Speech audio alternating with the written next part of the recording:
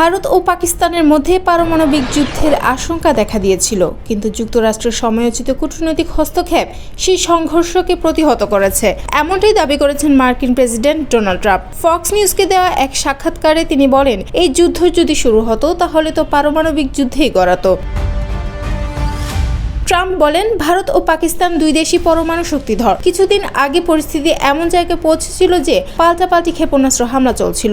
এক পর্যায়ে বিষয়টি পারমাণবিক সংঘাতে পরিণত হওয়ার সম্ভাবনা তৈরি হয়। সাক্ষাৎকারে তিনি উল্লেখ করেন, আমি তখনই হস্তক্ষেপ করি, তারা কারো কথা শুনছিল না। আমি তখন বাণিজ্যকে হাতিয়ার হিসেবে ব্যবহার করে দুই দেশের সঙ্গে সরাসরি আলোচনা শুরু করি। আমি বিশ্বাস করি এটি একটি বড় সাফল্য, যার স্বীকৃতি আমি হয়তো কখনো পাবো না।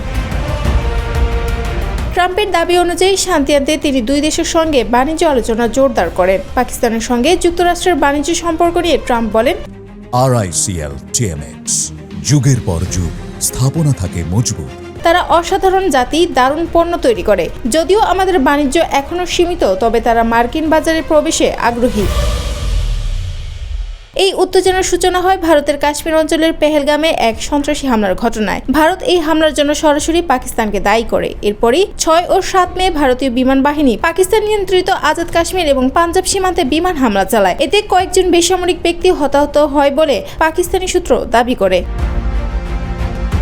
জবাবে পাকিস্তান ও ভারতের বিমান ঘাঁটিগুলোতে পাল্টা হামলা চালায়। এই সময় দুই পক্ষের মধ্যে ড্রোন হামলাও প্রতিহত করার ঘটনাও ঘটে। দুই দেশের আকাশে যুদ্ধ বিমান ও ক্ষেপণাস্ত্র চলাচল বেড়ে যাওয়ায় সীমান্ত জুড়ে বাড়ে চরম উত্তেজনা।